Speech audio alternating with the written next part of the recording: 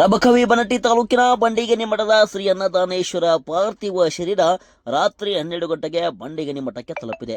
ಹೌದು ವೀಕ್ಷಕರೇ, ರಾತ್ರಿ 12 ಗಂಟೆಗೆ ಬಂಡಿಗೇನಿ ಮಠಕ್ಕೆ ತಲುಪಿದ ಶ್ರೀ ಅನ್ನದಾನೇಶ್ವರ ಪಾರ್ಥಿವ ಶರೀರ ಬೆಳಗಾವಿಯಿಂದ ಮೊದಲು ತಮ್ಮ ಹುಟ್ಟೂರಾದ ಅಥಣಿ ತಾಲೂಕಿನ ಸೌದಿ ಗ್ರಾಮಕ್ಕೆ ಹೋಗಿ ಸೌದಿ ಗ್ರಾಮದಿಂದ ಹಿಪ್ಪರ್ಗಿ ಕುಲಹಳ್ಳಿ ಯಲಟ್ಟಿ ಮಾರ್ಗವಾಗಿ ರಾತ್ರಿ 12 ಗಂಟೆಗೆ ಶ್ರೀ ಬಂಡಿಗೇನಿ ಮಠಕ್ಕೆ ತಲುಪಿದೆ. ಲಕ್ಷಾಂತರ ಭಕ್ತಾದಿಗಳು ಬಂಡಿಗೇನಿ ಮಠದಲ್ಲಿ ಕಾಯ್ತಾ ಇದ್ರು. ಲಕ್ಷಾಂತರ ಭಕ್ತಾದಿಗಳ ಆಕ್ರಂದನ ಕೂಡ ಮುಗಿಲು ಮುಟ್ಟಿತ್ತು. ರಾತ್ರಿ 12 ಗಂಟೆಗೆ ಒಂದು ಎಲ್ಲ ರೀತಿಯ ಸಕಲ ಸಿದ್ಧತೆಯನ್ನು ಮಾಡಿಕೊಂಡಿದ್ರು. ದಿವ್ಯ ದರ್ಶನಕ್ಕೆ ಲಕ್ಷಾಂತರ ಭಕ್ತಾದಿಗಳು ಕಾಯ್ತಾ ಇದ್ರು. ರಾತ್ರಿ 12 ಗಂಟೆಯಿಂದನೇ ಒಂದು ದರ್ಶನದ ಅವಕಾಶವನ್ನು ಕಲ್ಪಿಸಲಾಗಿದೆ. ಲಕ್ಷಾಂತರ ಭಕ್ತಾದಿಗಳು ಸೇರುವ ನಿರೀಕ್ಷೆಯಿಂದ ರಾತ್ರಿ 12 ಗಂಟೆಯಿಂದ ಒಂದು ದರ್ಶನದ ಅವಕಾಶವನ್ನು ಕಲ್ಪಿಸಲಾಗಿದೆ. ಎಲ್ಲ ರೀತಿಯ ಸಕಲ ಸಿದ್ಧತೆಗಳನ್ನು ಮಾಡಿಕೊಳ್ಳಲಾಗಿದೆ.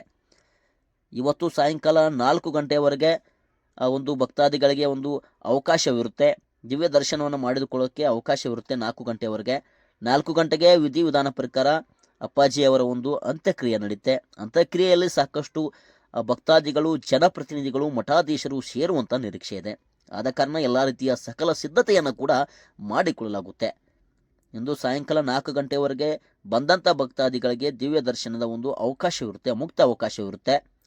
ನಂತರ 4 ಗಂಟೆಗೆ ವಿಧಿವಿಧಾನ ಪ್ರಕಾರ ಅಂತ್ಯಕ್ರಿಯೆ ನಡೆಯುತ್ತೆ. ಅಂತ್ಯಕ್ರಿಯೆಯಲ್ಲಿ ಸಾಕಷ್ಟು ಜನಪ್ರತಿನಿಧಿಗಳು, ಭಕ್ತಾದಿಗಳು ಮತ್ತು ಮಠಾಧೀಶರು ಸೇರುವ ನಿರೀಕ್ಷೆ ಇದೆ. ಆದ ಕಾರಣ ಎಲ್ಲ ರೀತಿಯ ಸಕಲ ಸಿದ್ಧತೆಯನ್ನು ಕೂಡ ಶ್ರೀಮಠದಲ್ಲಿ ಮಾಡಿಕೊಳ್ಳಲಾಗಿದೆ. ದೃಶ್ಯದಲ್ಲಿ ನೋಡ್ತಾ ಇರ್ಬೋದು, ಸಾಕಷ್ಟು ಜನ ಈ ಒಂದು ದಿವ್ಯ ದರ್ಶನಕ್ಕೆ ರಾತ್ರಿಯಿಂದನೇ ಸಾಲಿನಲ್ಲಿ ನಿಂತಿರುವುದು.